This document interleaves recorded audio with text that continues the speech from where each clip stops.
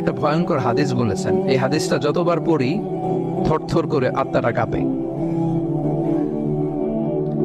কিয়ামতের দিন আল্লাহ তাআলা অনেক শহীদকে বলবেন, তুমি জাহান্নামে যাও।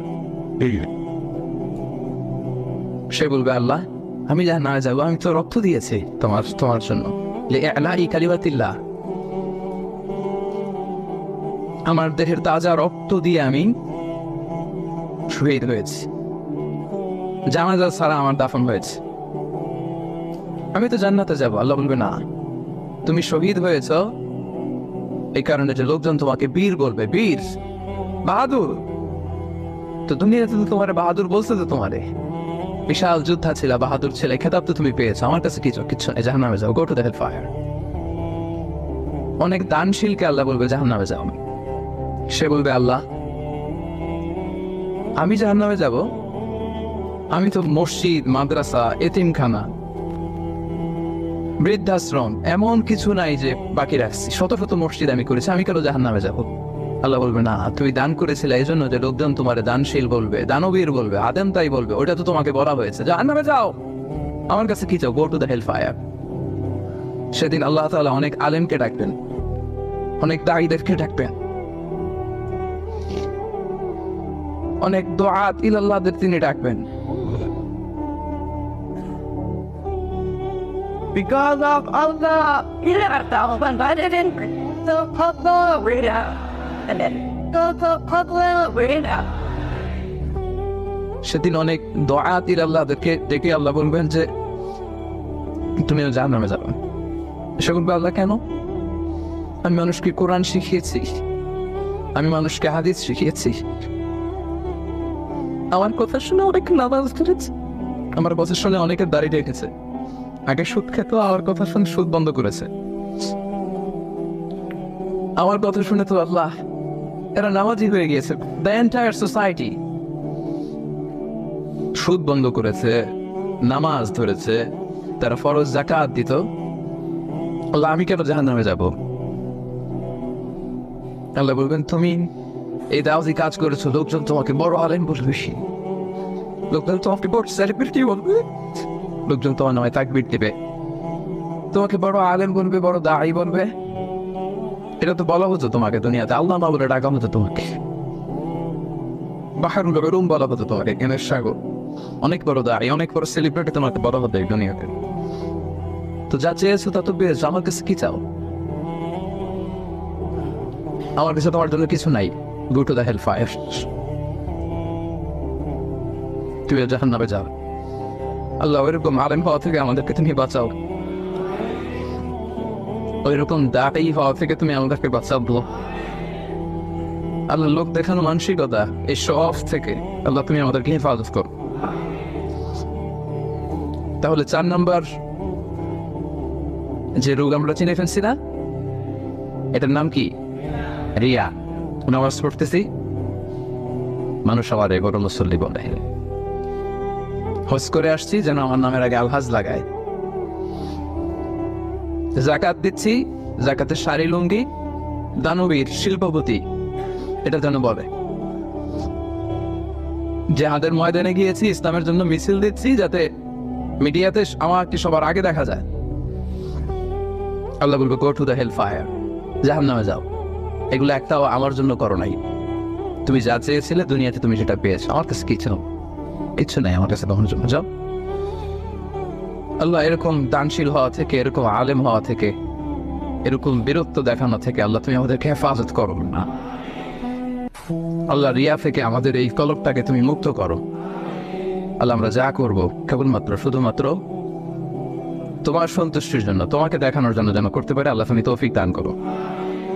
তাহলে 4 নাম্বার রোগটা চিনতে পারছেন প্রিয় ভাইরা? কি নাম এটার? আলহামদুলিল্লাহ, এই তো বুঝে ফেলতেছেন। তাহলে আজকের এই প্রোগ্রাম থেকে আমরা এই রিয়া বা লোক দেখানোর মানসিকতা এটাকে না বলে দিব, কি বলেন? আজকের এই প্রোগ্রাম থেকে আমরা সবাই রিয়াকে কি বললাম? তাহলে প্রথম রোগের নাম ছিল কি ছিল? কপটতা। দ্বিতীয় রোগের নাম অহংকার। তৃতীয় রোগের নাম, চতুর্থ রোগের নাম বাংলায় বলেন লৌকিকতা, লোক দেখানো মানসিকতা, রাইট। সব শেষে হচ্ছে 5 নাম্বার রোগের নাম হচ্ছে সুউল দল, মন্দ ধারণা। অন্যের ব্যাপারে মন্দ ধারণা করা, বাজে ধারণা, নেগেটিভ অ্যাজাম্পশন, সবসময় একটা নেগেটিভ চিন্তাধারা। কিছু লোক দেখবেন যে পজিটিভ কিছু খুঁজেই পায় না, আছে না? ভালো একটা জিনিস এর মধ্যেও ভেজাল খুঁজে বের করছে। জাজমেন্টাল, অন্যের ব্যাপারে মন্দ ধারণা করা, সবসময় অন্যকে কাঠ গড়ায় দাঁড় করাতে সে পছন্দ করে, এরকম আছে না? ওনার এই সমস্যা, ওনার তো উনি এটা নামাজ হয় না, এর তো ঝামেলা আছে ফ্যামিলিতে, ওর তো এটা, ওর সমস্যা, তোর কি সমস্যা? ওর সমস্যা যে বুঝলি, তোর কি সমস্যা বল? এরকম এরকম আছে না? নিজের দোষের কোনো খবর নাই, শুধু অন্যের দোষ, শুধু অন্যের দোষ, শুধু নেগেটিভ। প্রিয় ভাইয়েরা, এই নেগেটিভিটি থেকে বেরিয়ে আসতে হবে আমাদের। অন্যের দোষ খোঁজা যাবে না, নিজের দোষ খুঁজতে হবে। নিজেকে কাঠগড়ায় দাঁড় করান, একটু একটু নিজে কি কি ভুল করলাম, নিজে কি কি অন্যায় করলাম, এটা একটু বের করবার চেষ্টা করেন। নিজেকে কাঠগড়ায় দাঁড় করান। আমরা এই ভুলটা করে ফেলি, আমরা নিজেকে কাঠগড়ায় দাঁড় না করিয়ে কি করি? হ্যাঁ, কি সুন্দর, ইজ দ্য জাজ, সে জাজ করবে, সে জাজের চেয়ারে বসছে, তার দায়িত্ব দেওয়া হয়েছে, এবার সে এই তোমার এই সমস্যা এটা ওইটা। তো জাজমেন্টাল হওয়া যাবে, পজিটিভ চিন্তা ধারণা করতে হবে। দেখেন আল্লাহ তাআলা বলছেন, ইয়া আইয়ুহাল্লাযীনা আমানু জিতানিবু কাসীরাম মিনায-যন্ন ইন্না বা'দায-যন্নি ইসম। ও হে বিশ্বাসীরা, বেশি বেশি ধারণা করা থেকে বেঁচে থাকো, কেননা ধারণাটা হচ্ছে পাপ। এই যে আপনি বাজে ধারণা করলেন, এটা পাপ। আর রাসূল সাল্লাল্লাহু আলাইহি ওয়াসাল্লাম বললেন, ফাইন্নায-যন্না আকযাবুল হাদীস, এই ধারণা করাটা এটা হচ্ছে মিথ্যা কথা, অধিকাংশ ধারণা এটা মিথ্যা হয়। ফাইন্নায-যন্না লা ইউগনি মিনাল হাক্কি শাইআ, ধারণা কখনো সত্যের বিকল্প হতে পারে না, কখনো বিকল্প হতে পারে না। এই জন্য আপনি বাজে ধারণা করবেন না। ধারণা করতে হলে সুধারণা করেন। ধারণা করতে হলে কি ধারণা করবেন? হঠাৎ দেখলেন যে ওদিকে আজান হইতেছে, বসে আছে, এই নামাজ পড়ে নাই, বোধহয় নামাজ পড়েই না, ওর যে কি সমস্যা আছে আপনি জানেনই না, হতে পারে না? কি রে নামাজ পড়লো না? সে হয়তো মুসাফির, সে কি, সে তো জমা কসর করার অনুমোচিত ফ্লেক্সিবিলিটি তো শরীয়ত দিয়েছে, ঠিক কি না? এই বোন একটাকে দেখছেন নামাজ পড়ে নাই, ধারণা করেন যেহেতু বেনামাজ, এর বলতে নামাজ পড়ে না, এরকম বলে না?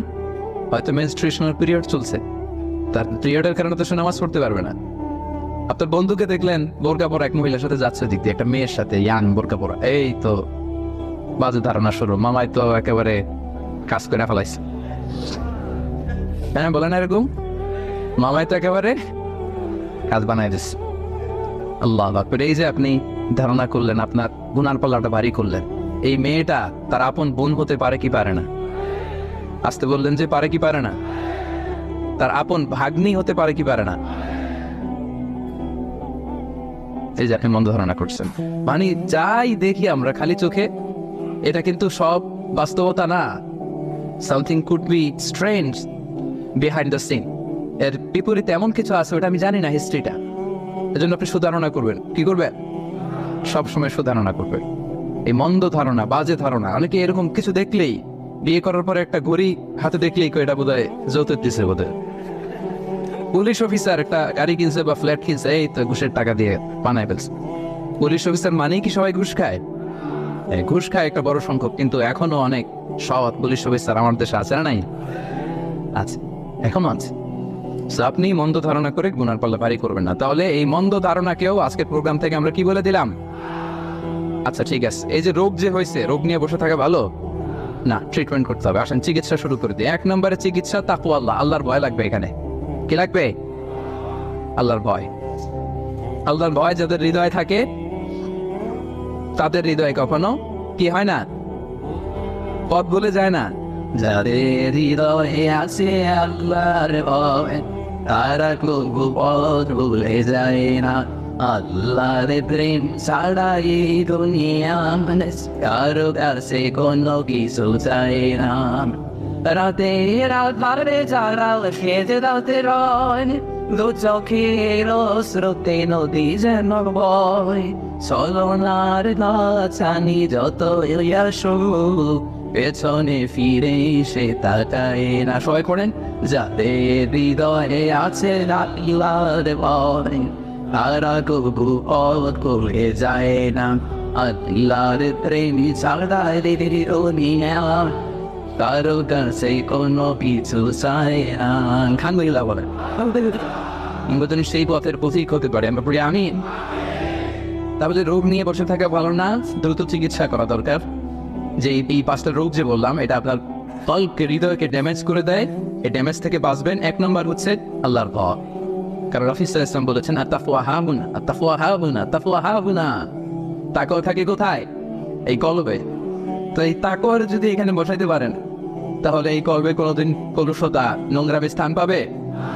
আল্লাহর ভয়। কিছু করলেই আল্লাহ ইজ ওয়াচিং মি, আল্লাহ আমাকে দেখছেন, আল্লাহ কিন্তু আমার দেখে, এই চিন্তাটা থাকতে হবে। আচ্ছা, 1 নম্বর মেডিসিন পাইছেন না? আল্লাহর ভয় সবসময়। কেউ দেখে নাই, একজন দেখছে, তিনি কে? কেউ যেটা দেখে না সেটা দেখে কে? কেউ যেটা বোঝে না বোঝে কে? 1 নম্বর। আল্লাহ কিন্তু সব দেখে, আল্লাহর ভয়টা এখানে স্থান দিলাম। এটা হচ্ছে প্রথম চিকিৎসা। 2 নম্বর চিকিৎসা হচ্ছে যিকরুল্লাহ, আল্লাহর জিকির। আল্লাহর জিকির, সুবহানাল্লাহ, আলহামদুলিল্লাহ, লা ইলাহা ইল্লাল্লাহ, আল্লাহু আকবার। এই 4টা জিকির শ্রেষ্ঠ জিকির। পড়েন আওয়াজ করে, সুবহানাল্লাহ, আলহামদুলিল্লাহ, লা ইলাহা ইল্লাল্লাহ, আল্লাহু আকবার। শ্রেষ্ঠ জিকির। সব কিছুর ফুয়েল দেয়া লাগে, খাবার দেয়া লাগে। এই যে গাড়ি চালায় যারা আসছেন, তেল লাগে না গাড়ির? তেল গাড়ির খাবার। আজকে সকালে আমরা ব্রেকফাস্ট লাঞ্চ করছি না, এগুলো আমাদের খাবার। তো এই যে হৃদয়টা ফালবে, এটার একটা খাবার আছে না নাই? আল্লাহ পাক বলছেন, আলা বিযিকরিল্লাহি তাতমাইন্নুল কুলুব। আল্লাহ তাআলার জিকিরই হচ্ছে এই কলবের খাবার। পড়েন সুবহানাল্লাহ।